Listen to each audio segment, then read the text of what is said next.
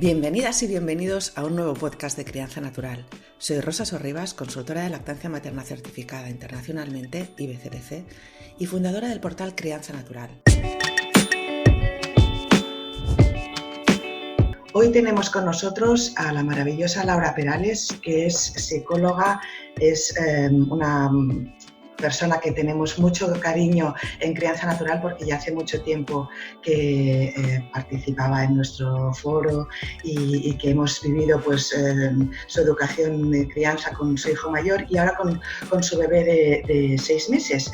Ella es psicóloga, responsable de la web crianzaautorregulada.com y ha publicado recientemente su completísimo libro Criar. Es madre de 2 niños, como hemos comentado, el pequeño es un bebé, con lo cual es posible que en algún momento también participe en nuestro podcast y estamos encantados de poder hablar con ella. Bienvenida, Laura. Hola, Rosa. Gracias. También tenemos, como siempre, a Edurne Estevez, que nos ayudará también a hacer las preguntas y hacer esta conversación mucho más amena. Bienvenida, Edurne. Hola, muy buenas. Laura, cuéntanos un poco cómo has llegado hasta aquí, qué te llevó a ser psicóloga y con esta trayectoria tan impresionante que tienes. Sí, bueno, lo mío es un camino de vida realmente. Antes de entrar en el mundo de la crianza, yo ya de pequeña, de adolescente, pues ya estaba un poco metida, digamos, en tema alternativo, ¿no? Como que me salía un poco de lo común, siempre estaba intentando proteger a los que lo necesitaban, peleando un poquito con lo que tenía alrededor, siempre un poquito rebelde, ¿no? Y viendo cosas que los demás no veían. Entonces llegó un momento de mi vida cuando ya me iba a plantear qué quería estudiar, ¿no? Una vez te dejan elegirlo ya en la universidad, cuando llegas ahí, en el que me di cuenta que todo eso que yo tenía como ideario tenía mucho que ver con la crianza realmente, que la única manera de cambiar todo esto que yo quería cambiar era desde ahí, desde la raíz. Y decidí meterme a estudiar psicología, con el foco puesto en dedicarme a la infancia. Entonces encontré vuestro foro un poquito más adelante, cuando ya me planteaba ser madre, y me cuadró totalmente, claro, con todo lo que yo quería hacer, todo el tema de la crianza mamífera, desde lo que el niño necesitaba, el que luego fueran a convertirse en adultos más conectados con sí mismos, más tendentes a la cooperación, a la empatía, a todo eso que yo quería, ¿no? El cambiar el mundo. Entonces vuestro foro para mí fue súper importante, ahí ya me visteis hace muchísimos años, antes de que naciera mi mayor, Unai, que lleva a cumplir 10 años, pues ahí estuve mucho tiempo, cogí mucha experiencia con muchos casos y bueno, fue muy bonito para mí. Empezamos un poco. Hay un tema que nos remueve quizás especialmente y es las relaciones de poder. ¿Qué nos puedes contar sobre esto? Porque tal vez deberíamos remontarnos mucho en la historia de la crianza, ¿no? Hasta hablar del cambio de la matrifocalidad al patriarcado, ¿no? ¿Qué vemos hoy en día en las relaciones de poder? Sí, este es el patrón imperante en toda nuestra sociedad. Lo que ocurre es que como está normalizado, pues realmente hasta que no lo empezamos a ver no nos damos cuenta, ¿no? Está por todas partes. Está desde el cómo criamos a los niños, que es como muy evidente, ¿no? Sobre todo si estás metido en este tipo de crianza, hasta cómo tratamos a nuestro planeta. Es que si os fijáis hacemos lo mismo, es un patrón, ¿no? Como decía. Entonces al planeta le vamos a hacer lo mismo que le hacemos a los niños. Le vamos a explotarlo, vamos a esquilmarlo, vamos a modificarlo para nuestro beneficio, aunque nos lo carguemos por el camino. Vamos a hacer exactamente igual. Y lo mismo pasa a todos los niveles. O sea, relación de poder, pues estamos hablando de cómo está organizada nuestra sociedad en cuanto a la educación, a la policía, a la política, a la religión, el tema de la violencia de género, todo se estructura según relaciones de poder. Digamos que el esquema sería un poco, por encima de todo estaría pues el hombre de raza blanca, privilegiado, y si puede ser con dinero, que también es una diferencia de clases, que también hay relación de poder ahí. Luego estaría la mujer. Ahí entramos también en diferentes razas que las ponemos también por debajo en relación de poder. Los niños debajo de todo. Y bueno, los animales, el planeta, absolutamente todo está mediado por las relaciones de poder. Al estar normalizado, pues no nos damos cuenta y seguimos reproduciendo, ¿no? Y además, como lo hemos vivido desde pequeñitos, lo tenemos muy interiorizado, entonces lo que nos tiende a salir es lo mismo con ellos. Nos sale la relación de poder, sobre todo en los momentos en los que estamos más estresados, que es más fácil que nos salga por mucho que no sepamos la teoría o que no lo queramos hacer o que lo tengamos claro, pero nos aparece por ahí. Un tema entonces muy vinculado a las relaciones de poder sería también el tema de género, ¿no? ¿Tú crees que la conciencia en este sentido va cambiando o ves una evolución? Sí, afortunadamente, y de eso se trata precisamente, de dejar de normalizarlo, se está dejando de normalizar, en parte porque ahora pues se da más voz al feminismo, ¿no? Y se señalan cosas que hasta ahora eran normales y que nos vamos dando cuenta cada vez de más cosas que están ahí, que lo veíamos como lo más natural del mundo y nunca las lo habíamos planteado, y resulta pues que forman todo un entramado que nos mantiene en esas relaciones de poder, tanto en género como en crianza como en todo lo demás, ¿no? Pero en el tema de género ahora mismo se está viendo mucho. Y además, fijaos lo que ocurre, que cuanto más aparece esto, más se revuelve la otra parte que está en el escalón superior de la relación de poder. Entonces, pues por ejemplo, estos casos mediáticos que ha habido judiciales, ¿no? Pues Juana Rivas, pues es un caso que se ha utilizado para dar un mensaje a la sociedad, ¿no? Para que las mujeres no nos rebelemos y que nos quedemos en nuestro escalón de la relación de poder, que no salgamos de ahí. Esto es importantísimo que a los niños, porque como os decía, esto lo vamos normalizando desde pequeños, se lo dejemos de normalizar. Es decir, cada vez que vayamos por cualquier sitio, porque va a estar por todas partes, y veamos algo que tenga que ver con este tema, para que ellos no lo incorporen a lo que es normal y no deben pensar en ello, se lo tenemos que comentar. Es decir, si nos vamos al supermercado, por ejemplo, Navidad, pasillo rosa de juguetes de las niñas, pues en ese momento se lo comentamos, ya sea niño o sea niña, que si les parece normal esto, ¿no? Que por qué una niña no puede jugar a lo que hay en el otro pasillo de las pistolas, los coches del color azul, etcétera, y por qué un niño no puede jugar a lo que hay en el pasillo rosa, y por qué todo lo que hay en el pasillo rosa es de cuidar bebés, y además no cuidar bebés del contacto, cuidar bebés con biberones, con cunas, con todo esto, ¿no? Lo que implica ese desapego total, y de limpiar, de hacer la comida, un montón de cosas. O cuando vayamos por la calle veamos un anuncio de una mujer hipersexualizada, retocada con Photoshop, que no se corresponde con la realidad, cualquier cosa que veamos, o un día de la madre, que el regalo es un aspirador. ¿Por qué tiene que ser un aspirador? Y en el día del padre, pues un taladro. ¿Por qué? Todo esto se lo podemos ir comentando para que ellos vayan viendo que no es lo que está bien y no vayan haciéndose esta imagen de normalidad de la que luego es muy difícil salir. Pero también nos encontramos que cada uno pues al final también es como es, ¿no? Porque muchas veces hemos sufrido a los niños por relaciones que aunque parecían en un principio entre iguales, ¿no? Compañeros de clase y tal, y ya no solo en el caso de abusos o bullying, sino en algo menos evidente, ¿no? Como cuando uno se subordina a otro. Y con esto me quiero referir a esos niños o niñas que se suelen calificar de manipuladores. Uno es manipulador y el otro de manipulados, es decir, los mandones y los mandados, porque cada uno es como es, ¿no? Es decir, que a alguno pues igual ya le va bien que seguir la corriente y al otro pues su manera de ser, su temperamento es dirigir. ¿Cómo podemos acompañar a unos y otros de manera que se puedan construir relaciones más horizontales? ¿Y es bueno que sean horizontales o es más sano? A ver, siempre está la diversidad, ¿no? Luego cada uno efectivamente es como es, pero en este caso, hablando de manipulación, de quien se deja, de quien manipula, etcétera, esto es más aprendido. Esto es lo que ven en el mundo de los adultos, porque claro, como decíamos, vivimos en un mundo que el patrón es las relaciones de poder, entonces claro, ellos reproducen al final, incluso cuando llega a ser bullying, ¿no? O lo más suave, ¿no? Que comentabas, también ahí están reproduciendo lo que ven en el mundo de los adultos. Lo que tenemos que partir es de que, para empezar, el niño, cuando es muy pequeñito, antes de los 3 años, ni siquiera puede manipular. O sea, está en una edad en la que el cerebro está en desarrollo y necesita que pasen ciertas cosas, como vivir desde la seguridad del estar con su mamá, desde un apego seguro, todo lo que implica el contacto, para que se desarrolle de manera óptima. Es para lo que la naturaleza nos tiene preparados, para que pasen esas cosas que luego la cultura choca contra eso y, bueno, pues la mayoría de las veces no pasan a medias, ¿no? Y pasan luego de consecuencias. Pero antes de esta edad todavía ni siquiera tiene la parte del cerebro que se ocupa de realizar operaciones cognitivas de tipo superior, como puede ser ponerse en el lugar de otra persona, manipular, engañar, empatizar incluso, que cuando vemos que parece que lo hacen antes de esa edad, es muy buena señal porque quiere decir que nos están imitando a nosotros, pero no es que todavía entiendan que el otro es otra persona ni se puedan poner en su lugar.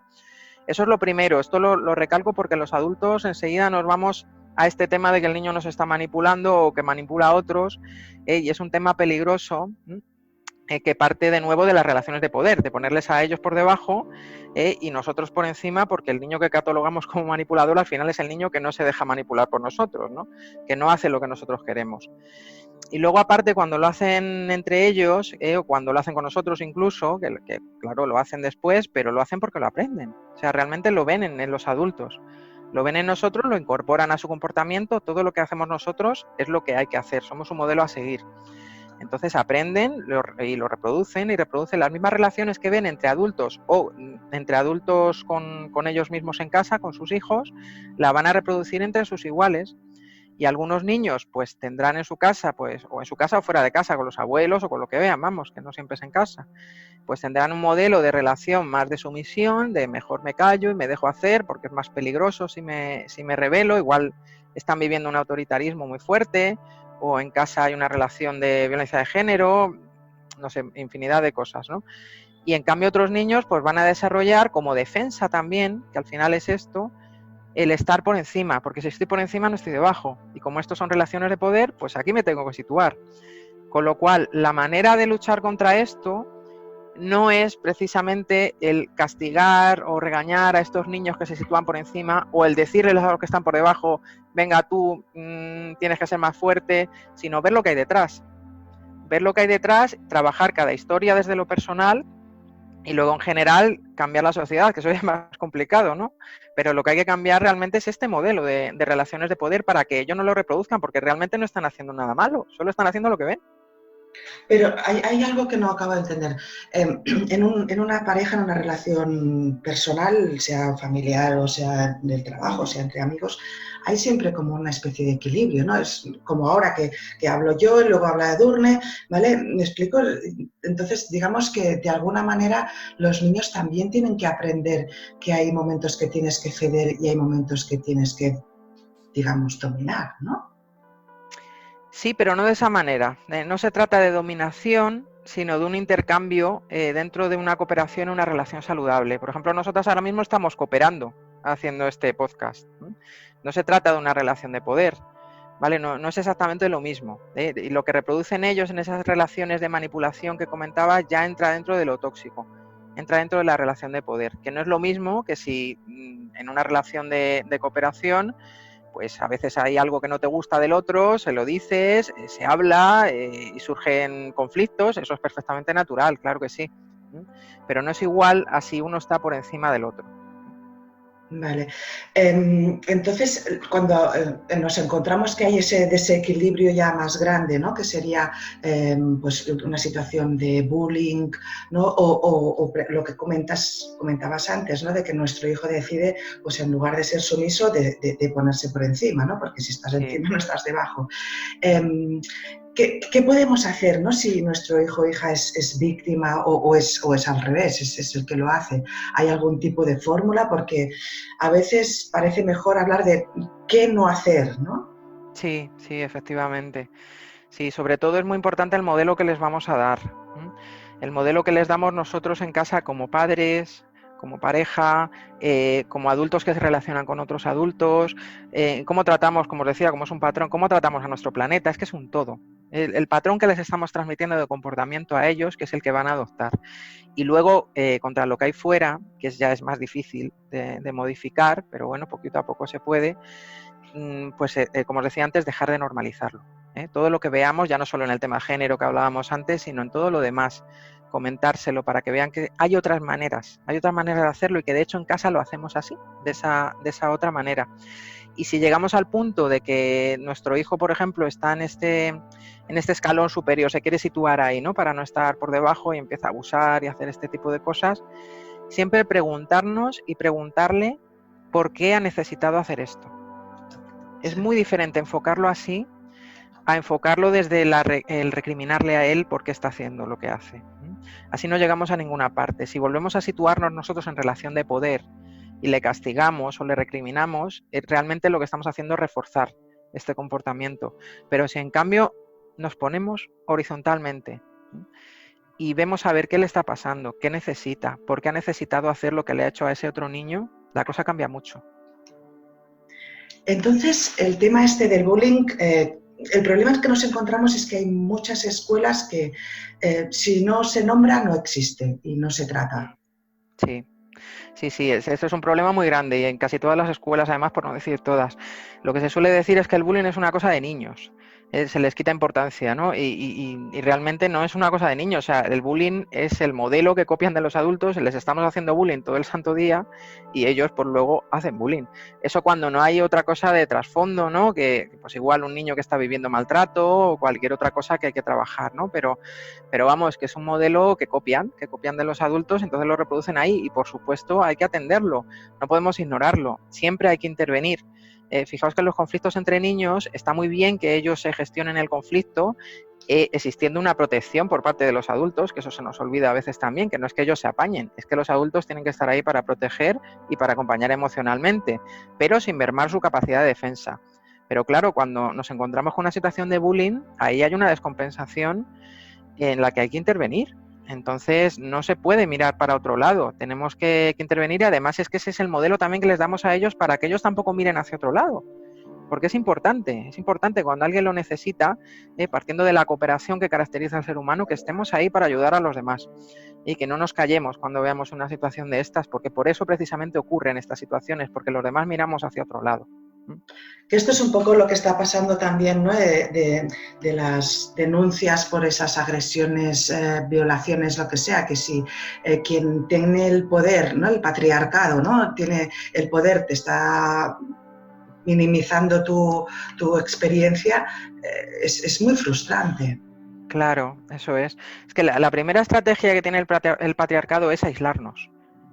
Entonces aquí la cooperación no cabe, cada uno va a lo suyo, va al individualismo, con lo cual estas situaciones se dan constantemente, porque claro, no estamos para apoyarnos los unos a los otros y podríamos hacer muchísimas cosas y el mundo podría ser totalmente diferente, pero nos han metido en la cabeza desde que somos pequeños que no, que estamos solos, desde que estábamos en la cuna llorando solos, claro, ¿qué vamos a hacer?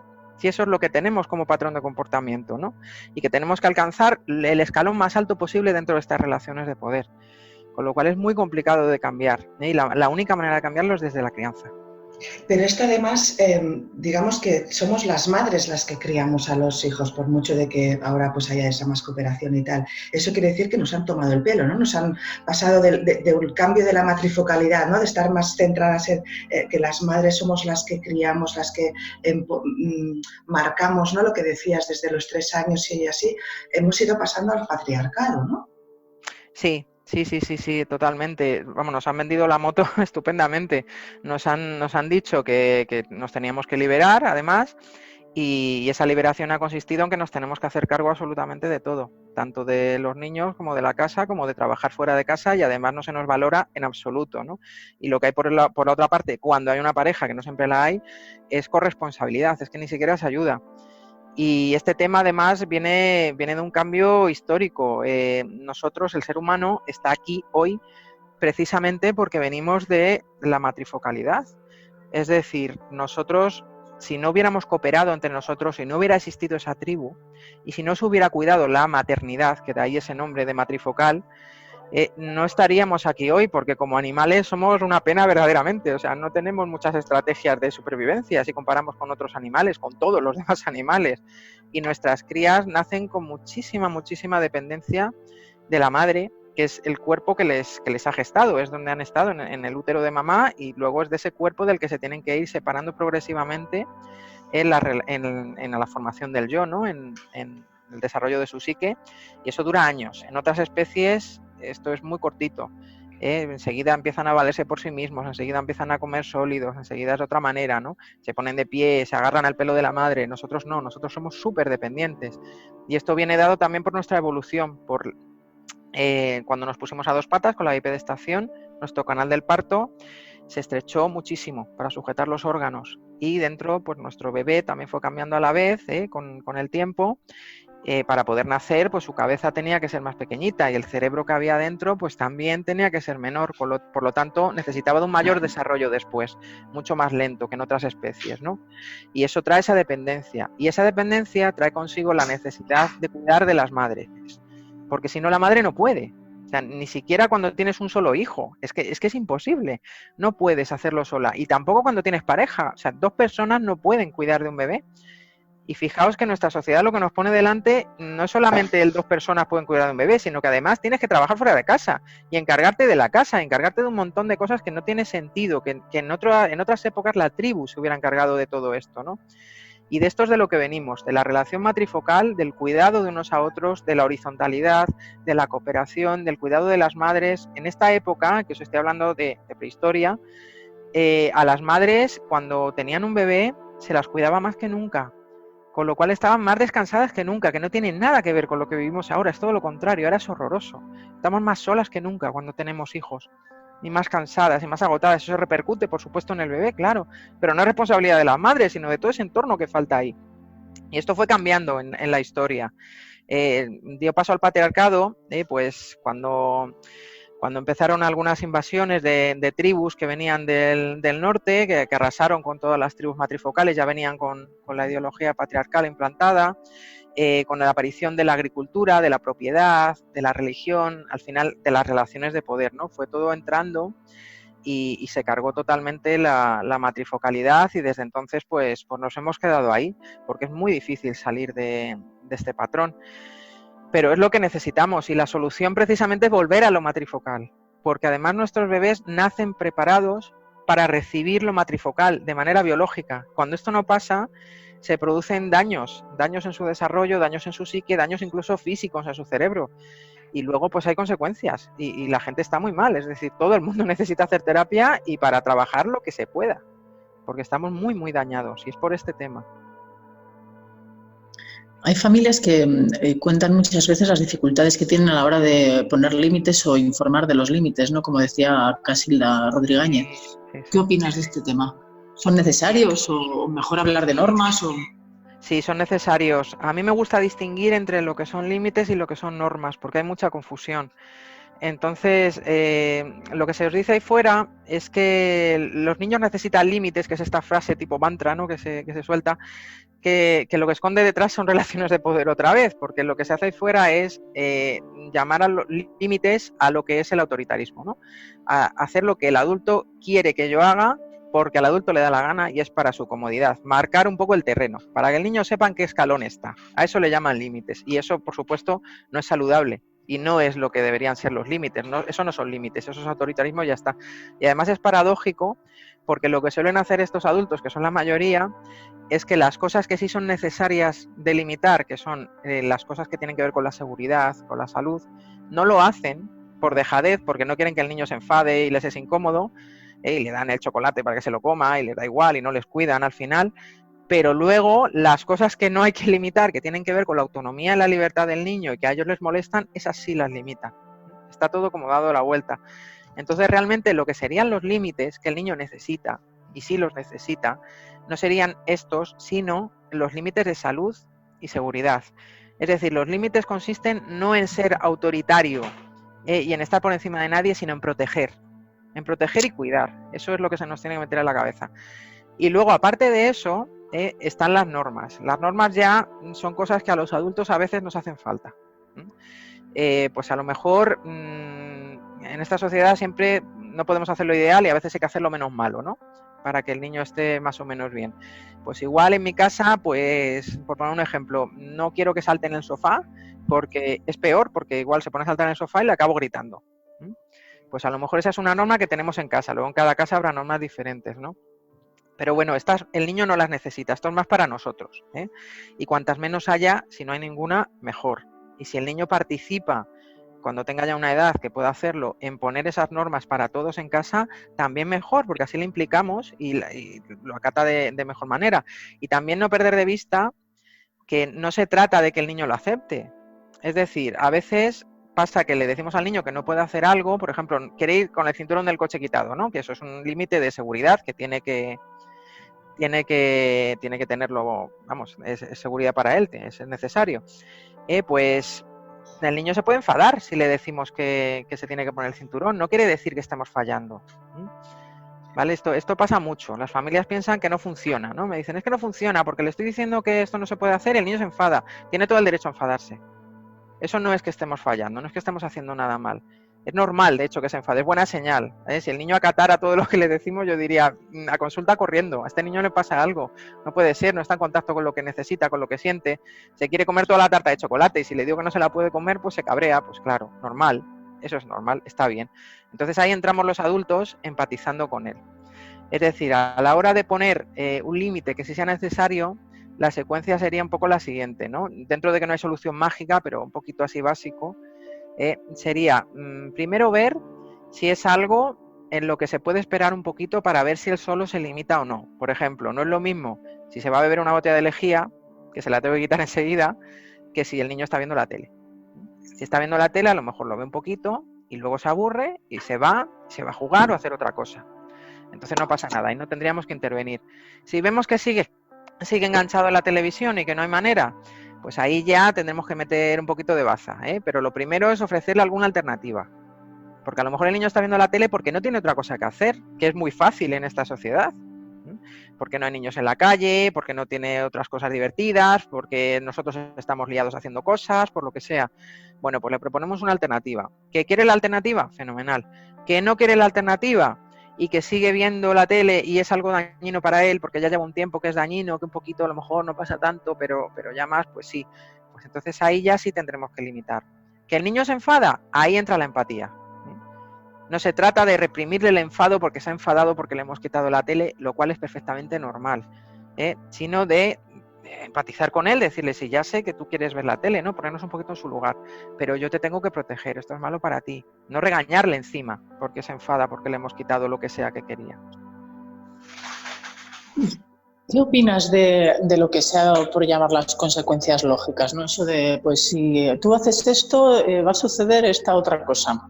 Sí. A ver, es que la línea es muy fina y al final eso se convierte en castigos. A nosotros, a los adultos nos gustan mucho los eufemismos. Entonces, para sentir que estamos siendo respetuosos, muchas veces pues le ponemos nombres más suavecitos a las cosas, pero al final hacemos lo mismo y además nos convencemos de que lo estamos haciendo así porque el niño lo necesita o porque es por su bien. Y es mentira, lo necesitamos nosotros. Tenemos que tener cuidado con esto porque como vivimos en este patrón es muy fácil que nos vayamos allí y por eso esto es lo que más suele vender, este tipo de cosas, ¿no? Entonces, el tema de las consecuencias, en cuanto un adulto interviene, eso ya no es una consecuencia natural. En cuanto un adulto interviene, eso es un castigo.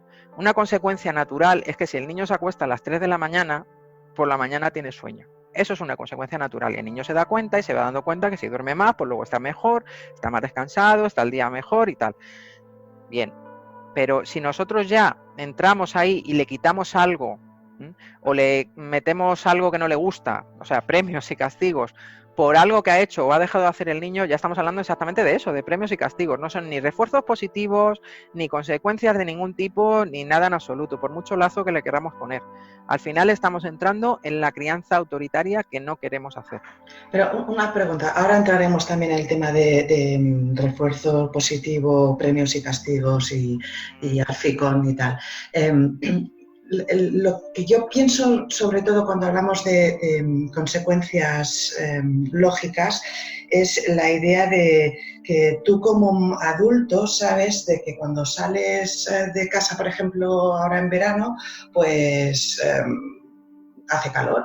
¿Vale? Pero luego han dicho en las noticias que por la tarde va a llover, con lo cual pues mejor llevar pues una chaqueta impermeable y tal. Tú como adulto lo sabes, pero el niño no lo sabe. Entonces, claro, tú le puedes decir al niño, nene, cógete la chaqueta, que no mamá, que hace calor, y que nene, cógete la chaqueta. Entonces, tú puedes decir, mira, pues como consecuencia lógica, cuando llueva te vas a mojar y si coges un resfriado te fastidias, que no te fastidies porque tú como madre te fastidias tú, ¿vale? Pero claro, puede ser una madre helicóptero de entonces coger la chaqueta y ponértela en el bolso, ¿vale? Entonces, digamos que hagas lo que hagas, lo vas a hacer mal, ¿vale? Porque eres madre helicóptero. Entonces, ¿Qué opinas tú de este tipo de consecuencias, ¿no? Es que ahí tiene mucho que ver la edad. No es lo mismo un niño pequeño, que es normal que diga, yo ahora tengo calor, o sea, yo estoy ahora en el presente y a mí me puedes contar que dentro de media hora va a granizar, que a mí me da lo mismo, que no lo va a entender. Entonces, sí, hay tu función como madre o como padre o como quien sea que esté cuidando al niño, que no siempre la carga en las madres, ¿no? Pues sí, es coger esa chaqueta y guardártela para luego por si graniza, ¿no? No es lo mismo que si ya tenemos, pues no sé, un niño que ya esté en la preadolescencia o la adolescencia, que ya empieza a ser más responsable de lo que hace. Y ahí precisamente, ahí el tema de los límites se va diluyendo cuando llegamos a esas edades, porque son ellos los que tienen que empezar a coger las riendas de su vida y a tener esas responsabilidades. Entonces no es igual el nivel de cuidado que tenemos que tener con un niño más pequeñito que con uno más mayor, que ya sí puede ver pues que si no se lleva la chaqueta, pues que se va a mojar. Y tampoco tendríamos que estar detrás de él diciéndoselo, ¿no? A esas edades. Es muy diferente con el tema de las edades. Pero yo me refiero, por ejemplo, y esto en los cursos de crianza incondicional que damos sale este tema, ¿no? De que yo como adulta, ¿no? Como persona de más de 50 años, pues me puedo equivocar y puedo coger una línea de tren que no era y acabar en un pueblo perdido y llamar a mi marido y decirle, por favor, venme a buscar. En cambio, si a mi hija le ocurre lo mismo, pues... Claro. No, que se fastidie, ¿no? Claro, si es la primera vez, pues claro que lo voy a hacer. Si la segunda, pues ya me lo plantearé mejor. La tercera ya le diré, mira, oye, a ver qué pasa, ¿no? Claro, pero no es lo mismo si tu hija tiene 4 años que si tiene 14, no es igual. Entonces sí que está bien cuando sean más mayores que vayan viendo estas cosas, estas responsabilidades, que de hecho ya las van a ir viendo de manera natural desde que son pequeñitos, a cuando son más pequeñitos, porque además no es lo mismo tampoco si nosotros no metemos en el bolso un juguete que a lo mejor van a querer después, a una cosa que sí tiene que ver con la salud y la seguridad, como por ejemplo que se mojen y cojan un resfriado. Ahí ya entramos nosotros y tenemos que estar, sí. Claro. De todas maneras, ahora sí que me gustaría pasar al tema de que un poco ya más como estos límites, ¿no? Estos límites de lo que te dices de un juguete o de una chaqueta o algo así, van pasando a medida que van creciendo, ya la preadolescencia, la adolescencia, etcétera. Porque hay psicólogos que nos comentan que muchos de los problemas de la adolescencia es por no haber tenido, digamos, un entrenamiento de una resiliencia, de superar las adversidades, de superar la frustración, etcétera. Digamos que ellos se quejan de que los padres, sea por comodidad, sea por que al final hagas lo que hagas lo vas a hacer mal, ¿sabes? O por lo que sea, los adolescentes de hoy en día como que no están preparados, pero eso a mí me recuerda mucho a Platón, que también lo decía. Sí, pero tú fíjate, es que yo siempre digo que los que tenemos baja tolerancia a la frustración somos los adultos. Tenemos baja tolerancia a la frustración de ellos cuando son pequeños. Y además solemos limitar más según crecen, que debería ser al revés, ¿no? Por esto que hablábamos justo antes, de que ellos vayan adquiriendo una responsabilidad. Y además, otra cosa que digo mucho es que hay un experimento a nivel mundial con el que ya se nos quitan todas las dudas que podamos tener, que es cómo está el mundo y qué tipo de crianza es la habitual. Y ahí lo vemos, o sea, el tipo de crianza habitual es la autoritaria, la que no queremos hacer, ¿no? En la que hemos recibido nosotros la mayoría.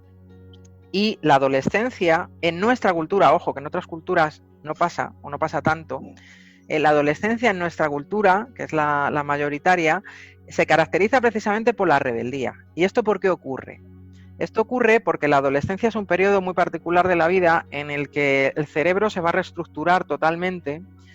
Y como que esta reestructuración va a crear la posibilidad de que se creen nuevas conexiones y por tanto se compensen muchas cosas que han pasado antes. Es decir, todo lo que ha ocurrido desde que están en el útero de la madre, que haya quedado sin compensar, va a ser como una segunda oportunidad para que se pueda trabajar ahí, en esa edad, se pueda compensar para luego llegar un poquito mejor a la edad adulta. Con lo cual, todo lo que les quede ahí, incluyendo las relaciones de poder, este patrón que vivimos en nuestra cultura, y por eso en nuestra cultura la adolescencia rebelde, se va a intentar compensar. Cuanto más autoritarismo reciban antes, más vamos a tener esto, más relación de poder nos va a devolver el adolescente. qué es lo que ha vivido. Con lo cual es totalmente al contrario de esto que dicen. Y ya no solamente te estoy hablando de la teoría, sino de la práctica y de la experiencia, lo que veo en casos día tras día tras día, de cómo niños que vienen del autoritarismo, de que les hayan pegado o ni siquiera les han pegado, directamente pues relación de poder, ¿no? Nada más que eso, que es lo más normal. Luego en la adolescencia pues se suben a su escalón, claro, se suben a su escalón y es muy complicado y le plantan cara a sus padres y se rebelan y intentan compensar al final todo eso, intentan encontrar esa horizontalidad cuando no la han tenido. Ahí es cuando entramos en lo difícil, claro, en esas edades. Y si hacemos esto de ponernos autoritarios cuando son pequeñitos, pues luego vamos a cosechar. Está muy claro. En cambio, niños que han recibido una crianza más desde el cuidado, desde lo mamífero, siempre van a pasar cosas, siempre va a haber cosas que compensar en la adolescencia, y además la adolescencia también pues está todo el tema hormonal, el duelo del cuerpo de niño, el grupo de iguales, hay un montón de factores, ¿no? Pero vamos, siempre va a ser turbulenta, pero no va a ser igual, no va a ser de esta manera, no va a ser una relación de poder, ¿no? Va a ser muy diferente. Entonces, estas cosas que dicen por ahí están basadas más bien en la necesidad personal de ocupar mi escalón de privilegio en la relación de poder. A mí me da mucha vergüenza ajena cuando lo hacen profesionales, porque realmente ahí están hablando desde lo suyo, no están hablando desde lo que dice la evidencia científica ni desde su profesión, pero lo presentan como desde su profesión y claro, pues la gente se lo cree y les hacen caso y además entra muy bien porque claro, también es lo que les conviene escuchar al resto de adultos, entonces pues van y lo hacen, ¿no? Porque al final lo hacen, si os fijáis, por el bien del niño y no es verdad, lo hacemos porque a nosotros nos viene mejor. También hay un tema que yo creo que se presenta muchas veces, ¿no? con el nombre que no es, ¿no? Y el tema este de los refuerzos positivos, los premios y los castigos al final, ¿no? Pues esto de te pongo en vez brillante si lo haces bien o te pongo una carita triste si lo haces mal, ¿no? Sí, ¿Qué opinas de este tema? Sí, pues eso, es que a mí el adiestramiento canino para seres humanos no lo veo, ¿no? Y al final lo que consigue, como dice Alficón, ¿no? Es que el niño cuando le premias, al final, pues lo único que va a aprender es a que cuando el premio no esté ahí, pues que no existe ningún motivo para realizar esa conducta responsable, ¿no? Pues lo va a dejar de hacer. Y esto no solo lo dice Alficón, es que lo vemos en la carrera de psicología. Nosotros en psicología, desafortunadamente, pues es una carrera que está muy orientada al tema del cognitivo-conductual, ¿no? Conductista. Entonces se ve mucho el estímulo-respuesta, los refuerzos negativos y positivos, etcétera. Y cuando hablamos del refuerzo positivo, lo vemos también ahí, como cuando se ha conseguido que una conducta se mantenga en el tiempo a base de premio, de refuerzo positivo, cuando empezamos a quitar el refuerzo positivo, la conducta se extingue.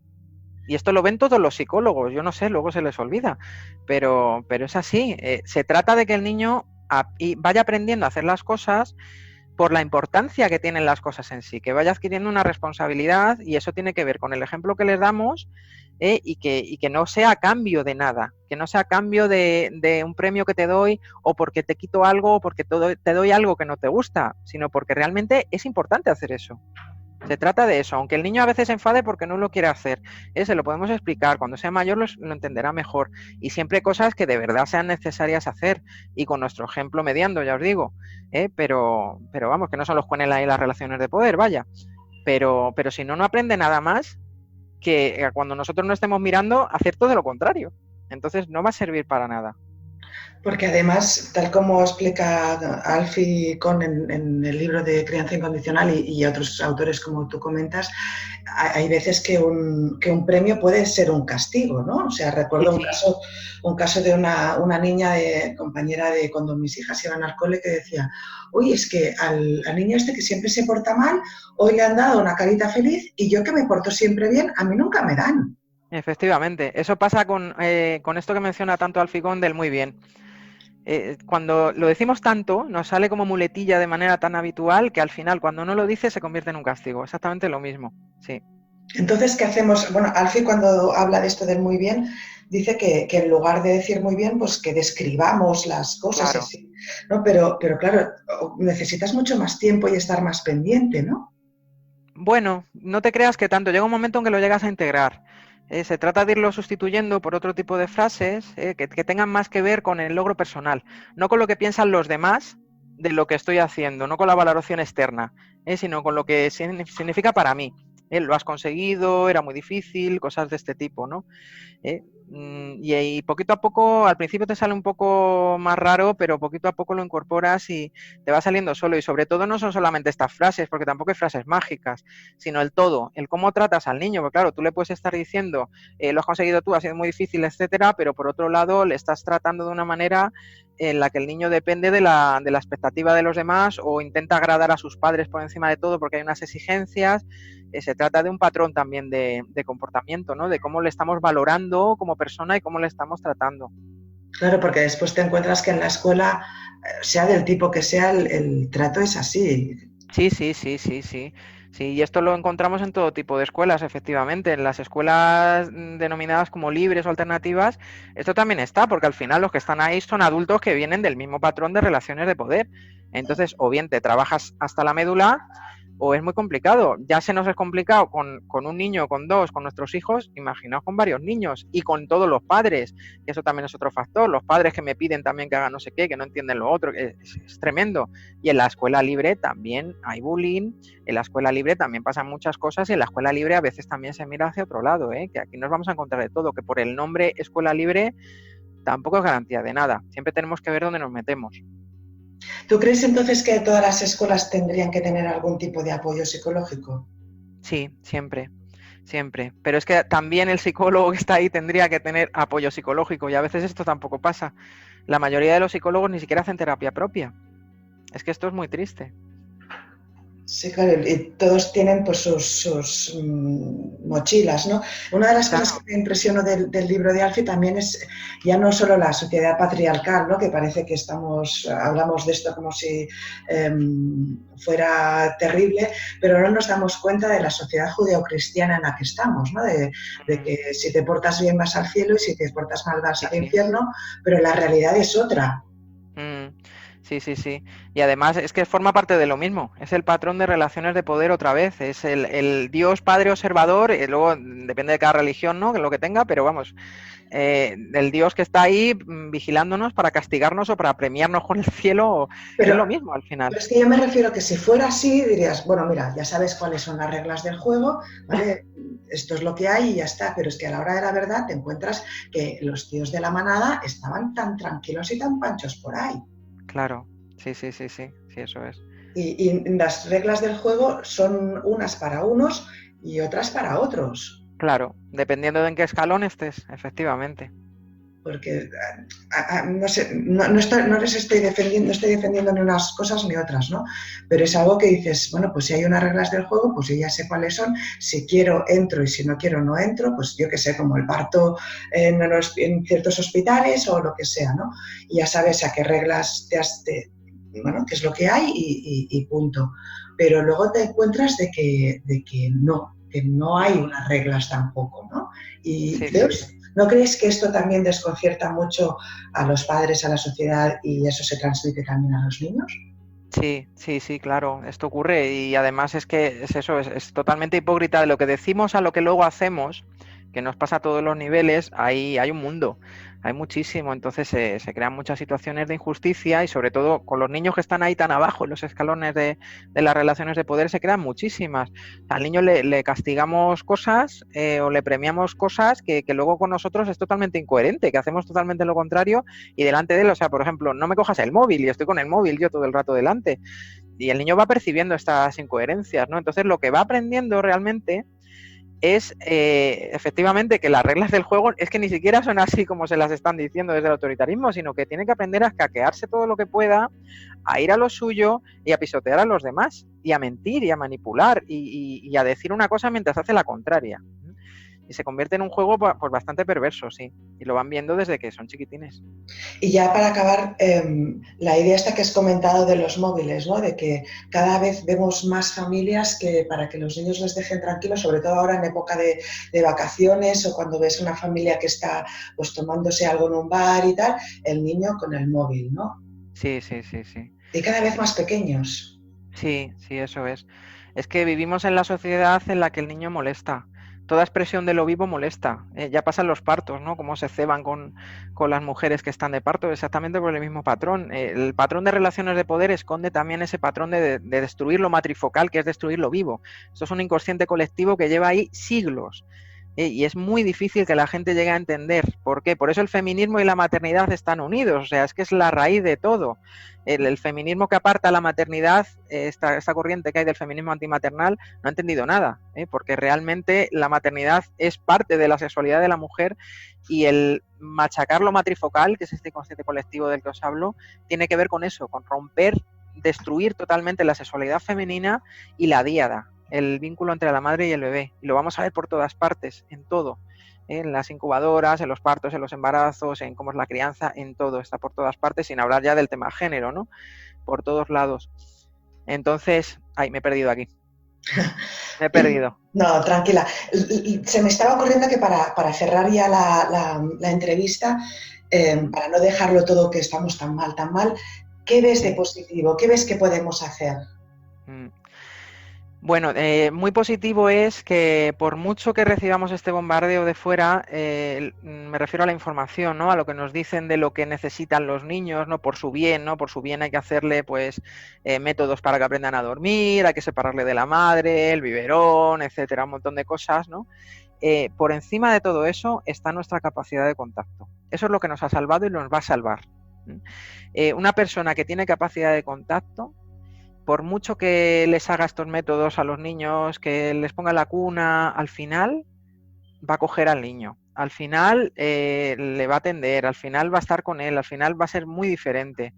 Incluso aunque realice algunas cositas de estas que le sueltan por ahí, o las haga delante de la gente, al final esa capacidad de contacto le va a llegar al niño, y ese niño, fijaos, a veces va a estar mucho mejor que niños de personas que no tienen capacidad de contacto por lo que sea que hayan vivido y están muchísimo peor, pero sí aplican, pues no sé, el colecho, la teta, hay una serie de cosas que al final son herramientas, o sea, lo que importa es lo que hay debajo, la capacidad de contacto esta que os comento. Eso es lo que nos va a salvar, porque si no, fijaos, esta manera de criar es tan minoritaria que sería muy desesperante, ¿no? Decir, a ver a dónde vamos, dónde acabamos, pero no, eso está ahí paradójicamente. Entonces, por mucho que el patriarcado nos intente atrapar, eso nos va a mantener a flote, pienso yo.